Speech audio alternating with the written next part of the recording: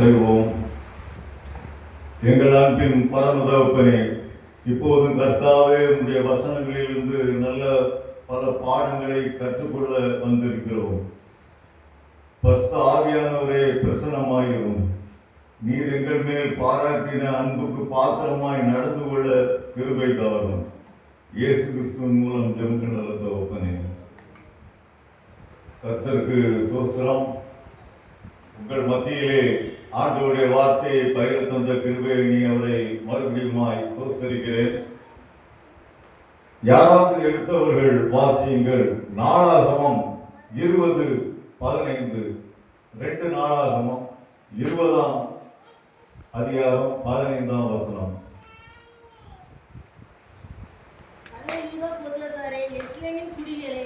ராஜாவாகிய யோசபாத்தை கேளுங்கள், நீங்கள் அந்த ஏராளமான கூட்டத்திற்கு பயப்படாமலும் கலங்காமலும் இருங்கள் என்று கர்த்தர் உங்களுக்கு சொல்லுகிறார். இந்த யுத்தம் உங்களுடையதல்ல, தேவனுடையது. நானும் வாசிக்கிறேன். நீங்கள் அந்த ஏராளமான ஜன கூட்டத்திற்கு பயப்படாமலும் கலங்காமலும் இருங்கள் என்று கர்த்தர் உங்களுக்கு சொல்லுகிறார். கிறிஸ்துவுக்குள் அருமையானவர்களே, இந்த வசனம் எந்த சூழ்நிலையில் எழுதப்பட்டது? அதாவது யோசபாத் ராஜா யூதாவை ஆண்டு வருகிறார். உங்கள் எல்லாருக்கும் தெரியும், அவன் ஒரு உத்தமமான ராஜா, தேவனுக்கு பயந்த ராஜா. அவன் யோசபாத் கடவுளை முழுமையாக தேடிய ஒரு ராஜா. விக்கிரகங்களை ஒழித்தார். தேசத்தில் இருந்த பாகால் சிலைகளையும் பலிபீடங்களையும் அழித்தார். மக்களுக்கு கர்த்தருடைய சட்டங்களை கற்பனைகளை போதிக்க வேண்டும் என்று ஆசாரியர்களை நியமித்து அவர்கள் தேசமெங்கும் சென்று ஊழியம் செய்தார்கள். பாருங்கள், அருமையான ஒரு காரியம். ஆசாரியர்களை நியமித்தார். மற்ற அநேக ராஜாக்கள் இதை செய்யவில்லை. ஆனால் இவன் ஆசாரியர்கள் அநேகரை நியமித்து, நீங்கள் தேசமெங்கும் போய் மக்களுக்கு பிரசங்கம் பண்ணுங்கள், கர்த்தருடைய சட்டங்களை கர்த்தருடைய நியமங்களை அறிவியுங்கள் என்று கூறினான். அப்படியே செயல்பட்டான். இப்படிப்பட்ட யோசபாத் வாழ்க்கையிலே, அதாவது இப்படிப்பட்ட உத்தமமான யோசபாத் வாழ்க்கையிலே ஒரு பிரச்சனை வருகிறது.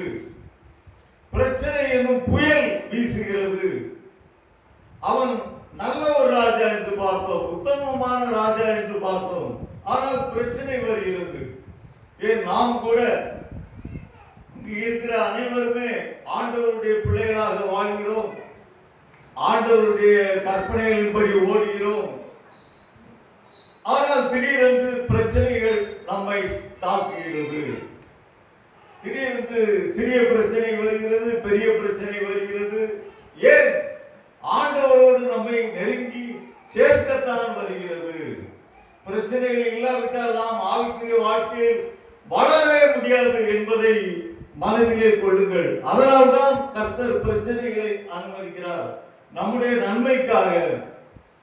மார்ஷ் என்று ஒரு புல் இனம் இருக்கிறது. புல், அது மாடுகளுக்கு தீவனமாக உபயோகிப்பார்களாம். அதை அப்பப்போ வெட்டி விடுவான், பார்த்துக்கிட்டுங்க, வெட்டி கொண்டு போவான். அப்பதான் வளரும். அது என்னாகும்? அதை அப்படியே விட்டுட்டாக்க ஒரு குறிப்பிட்ட நிலைமையில இருந்துக்கும். அப்பப்போ அதை வெட்டுவாங்க, வெட்டி மாடுகளுக்கு எடுத்துட்டு போவாங்க. வளர வளர, இல்லாட்டா வளராது, பெருசா வளராது. அப்போ இந்த ஜான்குமாராகிய நான் மற்றும் நீங்களும் கூட ஆவிக்குரிய வாழ்க்கையில் வளர வேண்டும் என்றால் கர்த்தர் என்ன செய்ய வேண்டியிருக்கு? நம்ம வாழ்க்கையில பிரச்சனைகளை அனுமதிக்கதான் வேண்டி இருக்கு. இல்லாட்டா குளிர்பட்டு போவோம், நம்ம மறந்துடுவோம். பார்த்துக்கிட்டு ஆண்டவரை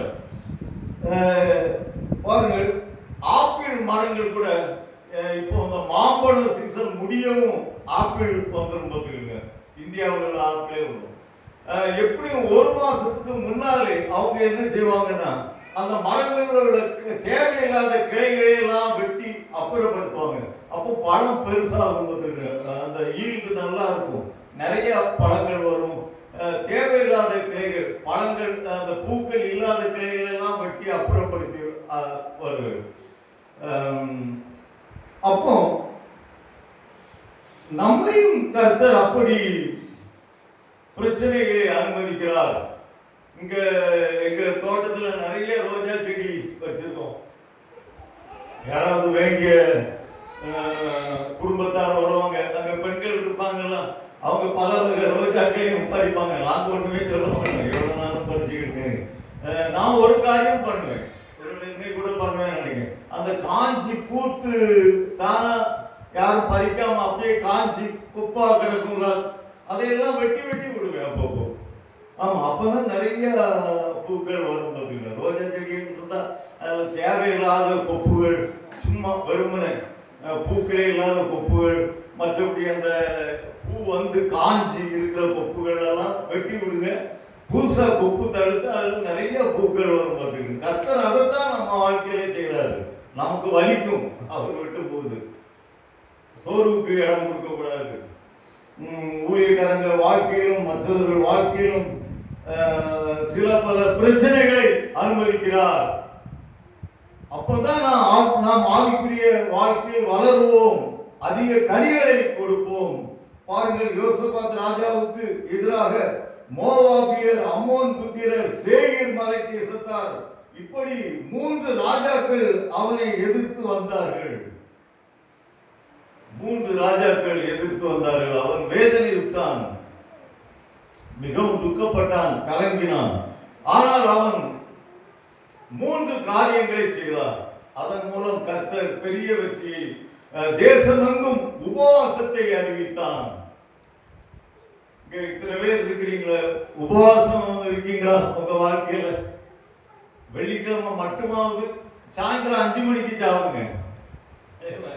பயப்பட வேண்டாம், வெள்ளிக்கிழமை மட்டுமானது அப்படி முழு நாளும் பட்டி இருக்க சொல்றாரு.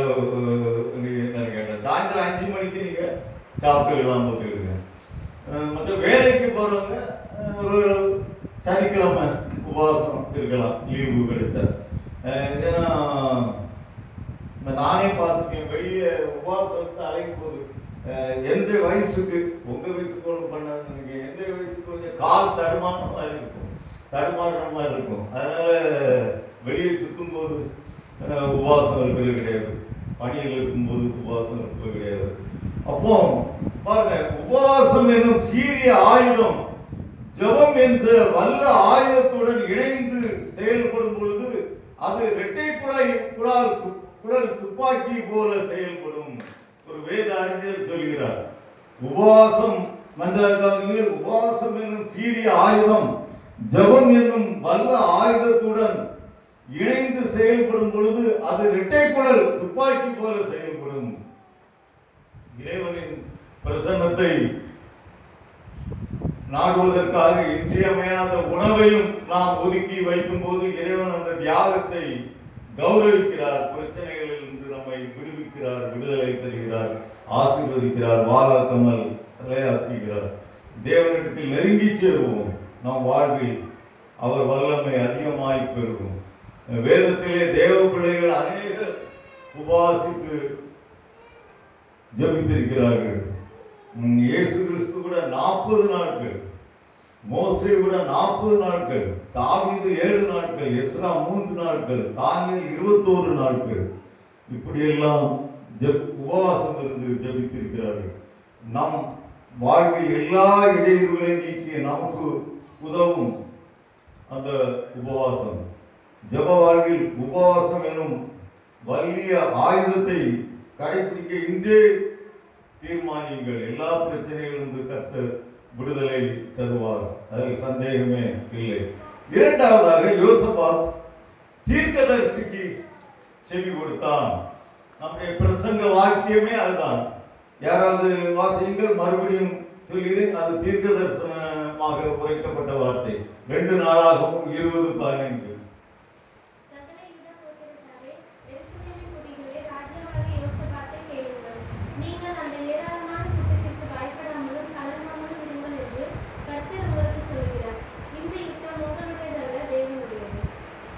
நீங்கள் அந்த ஏராளமான ஜனக்கூட்டத்திற்கு பயப்படாமலும் கலங்காமலும் இருங்கள் என்று கர்த்தர் உங்களுக்கு சொல்கிறார். இதை சொன்னது யார் என்றால் ஒரு பெண் தீர்க்கதரிசி. பெண், அவருடைய பெயர் உல்தாத். சொல்லுங்க, என்ன பேரு? உல்தாத். அந்த தீர்க்கதரிசி அம்மா தான் இந்த தீர்க்கதரிசன வார்த்தைகளை சொன்னது.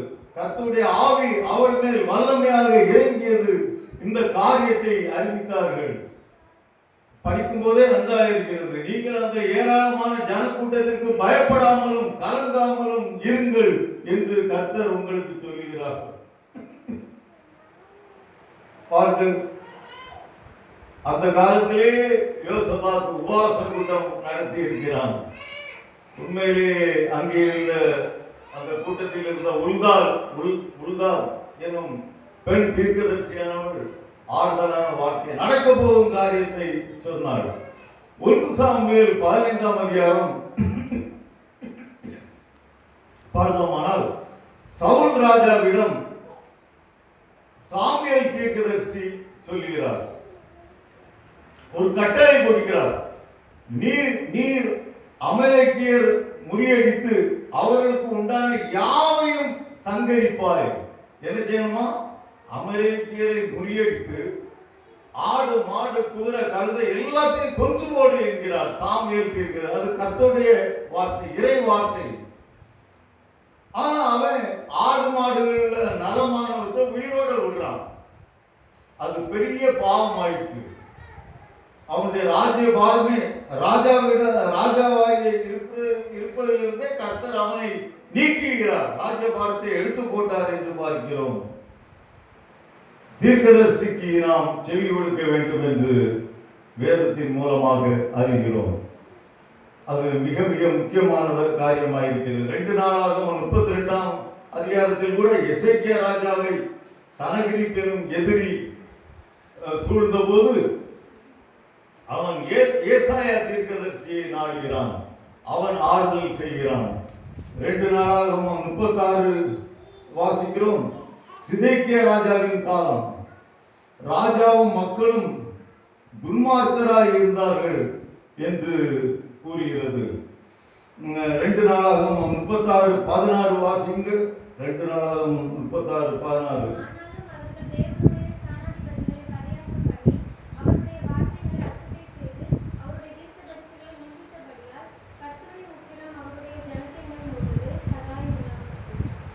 நான் வாசிக்கிறேன். 2 நாளாகவும் 36:14. அவர்கள் தேவனுடைய தீர்க்கதரிசிகளை நிந்தித்தபடியால் கர்த்தருடைய உக்கிரம் அவர்கள் மேல் மூண்டது, சகாயம் இல்லாமல் போயிற்று.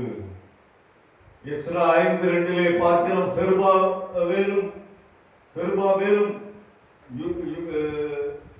இயேசுவாவும் எழுப்பி தேவனுடைய ஆலயத்தை கட்டத் தொடங்கினார்கள். அவர்களுக்கு திடந்துள்ள தேவனுடைய தீர்க்கதரிசிகளும் இருந்தார்கள். பாருங்க, செருபாபேலும் யெசுவாவும் எழுப்பி தேவனுடைய ஆலயத்தை கட்டத் தொடங்கினார்கள் எருசலேமிலே. அவர்களுக்கு திடந்துள்ள தேவனுடைய தீர்க்கதரிசிகள் இருந்தார்கள் என்று பார்க்கிறோம். 1 சாமுவேல் 22ஆம் அதிகாரத்திலே ஒரு சம்பவத்தை காண்கிறோம். அதாவது தாவீதை சவுல் கொல்ல விரும்புகிறான், கொலை செய்ய விரும்புகிறான். அவன் வனாந்தரங்களிலே அலைகிறான். அப்படியே காடுகள், இந்த இங்க உதாரணம் சொல்ல போனா ஆர்மேரியே யூதா என்று எடுத்துக்கிறோம், யூதா என்று வைத்துக் கொள்வோம்.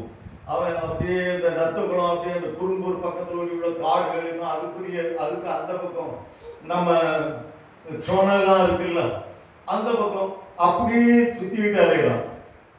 சவுலுக்கு பயந்து. அது நல்ல செயல் தான், ஞானமான செயல். எதிரி ஆர்மேரியில் இருக்காங்க, நம்ம அங்க இருக்கணும், மெட்ராஸுக்கு ஓடிடலாம். அப்போ அங்க ஒரு தீர்க்கதரிசியை சந்திக்கிறான். காத் அவன் பெயர். அவன் கொஞ்சம் முரண்பாடான தீர்க்கதரிசனத்தை சொல்றான்.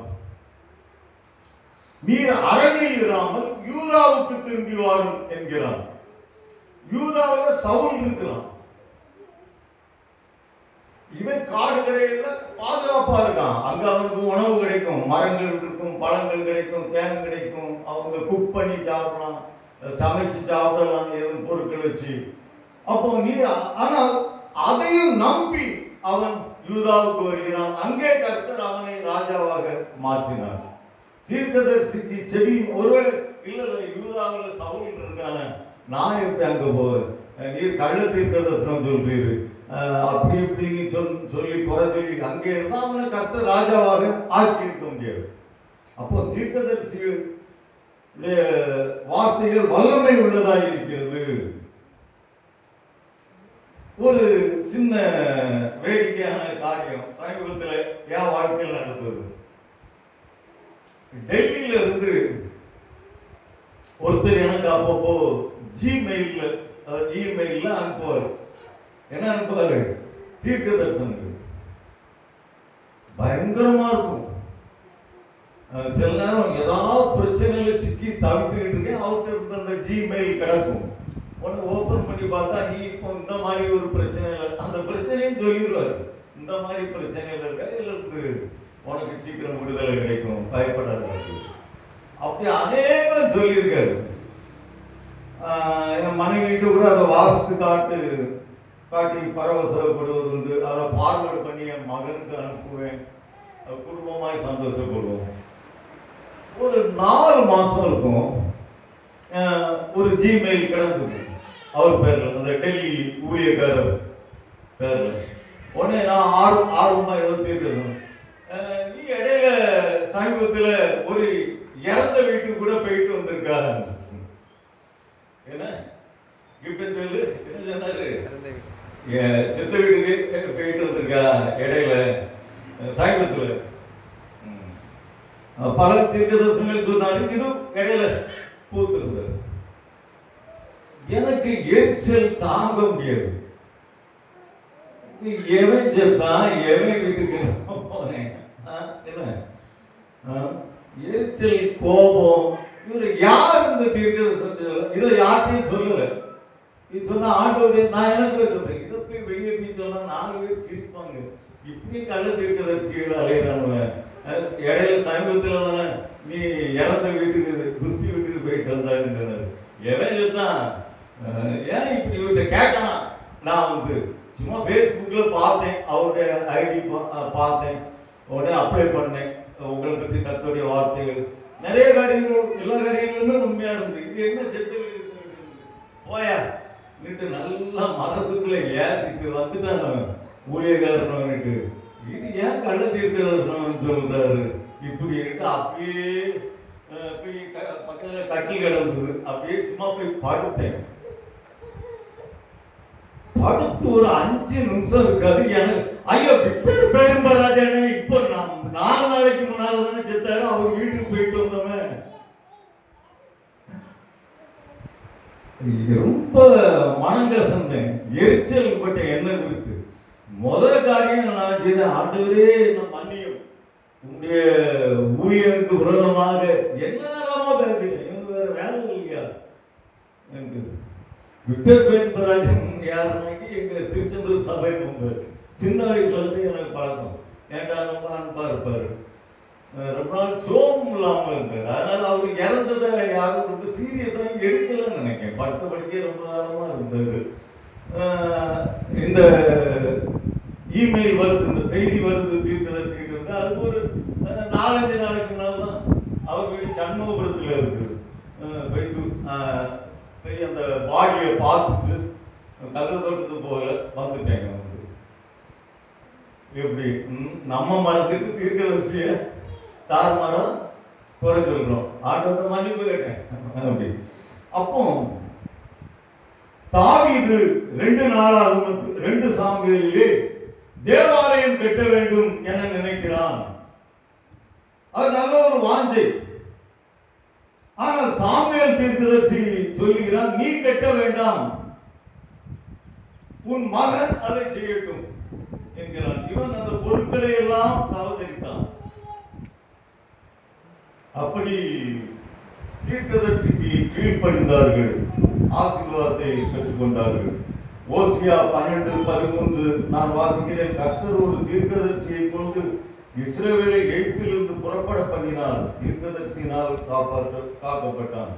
இப்போ சிலர் இப்படி ஒரு ட்ரெண்ட் நடந்துகிட்டு இருக்கு கிறிஸ்தவ சமயத்துல. எல்லாம் தீர்க்கதரிசி எல்லாம் பழைய ஏற்பாடப்பா. நீங்க என்ன இப்போ உங்களுக்கு தீர்க்கதரிசனம் சொல்லு, ஒரு பொங்கலை தீர்க்கதரிசனம் சொல்லிச்சு, அது நிறைவேறிச்சு அப்படின்னு நீங்க கேட்டீங்க. அதெல்லாம் பழைய ஏற்பாடு. இல்லை புதிய ஏற்பாட்டிலையும் நிறைய இருக்கு. அவ்வளோத்தையும் சொல்ல முடியாத 2-3 உங்க முன்னால வைத்து விட்டு அமரலாமல வாங்கிக்கிறேன். லூக்கா 2 அன்னாள் எனும் தீர்க்கதரிசியை பார்க்கிறோம். அவள் தேவாலயத்தை விட்டு நீங்காமல் இரவும் பகலும் உபவாசம் பண்ணி ஜெபம் பண்ணி அப்படியே வாழ்ந்து கொண்டிருந்தாள். இயேசு குழந்தையின் முன்னிலையில் கர்த்தரை புகழ்ந்து எருசலேமில் மீட்புண்டாக காத்திருக்க யாவருக்கும் அவரை குறித்து பேசினார். பார்த்த அன்னாள் தீர்க்கதரிசி பிரசனம் பண்றார். இயேசு குழந்தையை அவருக்காக காத்திருந்தவர்களுக்கு பிரசங்கம் செய்கிறார் என்று பார்க்கிறோம். அப்போஸ்தலர் 15:32 யூதா சீலா தீர்க்கதரிசிகள் ஊழியம் செய்கிறார்கள். சகோதரர்களுக்கு புத்தி சொல்லி அவர்களை திடப்படுத்தினார்கள் என்று பார்க்கிறோம். உண்மையிலேயே தீர்க்கதரிசியுடைய பணி மிக மிக முக்கியமாய் இருக்கிறது. மூன்றாவதாக அவர்கள் ஆண்டவரை நோக்கி சோசரித்தார்கள். பிரச்சனை துன்பம் வருகிறதா, கண்டிப்பாக நாம் ஆண்டவரை நோக்கி சோசரிக்க வேண்டும். அங்கே யோசபாத் ராஜா பாடி துதி செய்ய சொன்னான். ஜனத்தோட ஆலோசனை பண்ணி பஸ்பமுள்ள கர்த்தரை துதிக்கவும் 1000 அணிந்தவர்களுக்கு முன்னதாக நடந்து போய் கர்த்தரை துதியுங்கள், அவர் கிருபை எங்கும் உள்ளது என்று கர்த்தரை பாடலை நிற்பாட்டினார். உங்கள் வாழ்க்கையில் பிரச்சனை வருகிறதா, துன்பம் வருகிறதா, இன்னல் இடுக்கண் வருகிறதா, யோசபாத் ராஜாவை போல நீங்கள் துதியுங்கள். கண்டிப்பாக ஆண்டவர் விடுதலை தருவார். துதித்து ஜெபியுங்கள், பாடல்களை பாடுங்கள். அமோன் புத்திரரையும் மோவாபியரையும் சேயீர் மலை தேசத்தாரையும் ஒருவருக்கு ஒருவர் விரோதமாய் கர்த்தர் எழும்ப பண்ணினதால் அவர்கள் ஒருவரை ஒருவர் வெட்டி கொண்டு செத்தார்கள் என்று நாம் பார்க்கிறோம். உண்மையிலேயே நாம் தேவனை நோக்கி துதிப்பவர்களாக காணப்பட வேண்டும். பிரச்சனை சமயத்திலும் பாடி துதிக்க வேண்டும். அப்பொழுது யோசேப்பு ராஜாவுக்கு கிடைத்த வெற்றி நமக்கும் கிடைக்கும். அதில் கிஞ்சித்தேனும் ஐயமில்லை. லூக்கா 1ஆம் அதிகாரத்திலே மரியாள் புருஷனை அறியாத நிலைமையிலும் தேவ குழந்தைக்கு தாயாகும் பொறுப்பு. சமுதாயம் ஏற்றுக்கொள்ளாது. சவுக்கால் அடிப்பார்கள், மிதிப்பார்கள், துன்புறுத்துவார்கள், கல்லை கொண்டு எரிவார்கள். ஆனால் மரியாள் தேவனுக்கென்று தன்னை ஒப்பு கொடுத்தாள். மரியாள் ஆண்டவரை துதிக்கிறதை நாம் பார்க்கிறோம். லூக்கா 1ஆம் அதிகாரத்திலே கர்த்தர் மகிமை கட்டளையிட்டார். பவுலும் சீலாவும் தேவனை துதித்தார்கள். பெரிய நிலநடுக்கம் உண்டாகி சிறை கதவுகள் அனைத்தும் திறந்தன. யோசுவா 6ஆம் அதிகாரத்திலே எரிகோ பட்டணத்தின் அலங்கத்திலே அவர்கள் 7 தரம் சுற்றி வந்து துதித்தார்கள், பாடல்கள் பாடினார்கள். அந்த அலங்கம், அந்த கோட்டை சுவரானது அப்படியே சரிந்து விழுந்தது என்று நாம் பார்க்கிறோம். ஆர்ப்பரித்தார்கள், தேவனை துதித்தார்கள், கோட்டை அப்படியே விழுந்தது. நிச்சயமாக யோசேபாத்துக்கு விடுதலை கொடுத்த தேவன் நமக்கும் தருவாராக. உபவாசத்தை கட்டளையிட்டான், தீர்க்கதரிசிக்கு செவி கொடுத்தான். அது மட்டுமல்லாமல் மக்களை துதிக்க சொன்னான். துதி பாடல்கள் மூலமாக வெற்றி கிடைத்தது. அல்லேலூயா.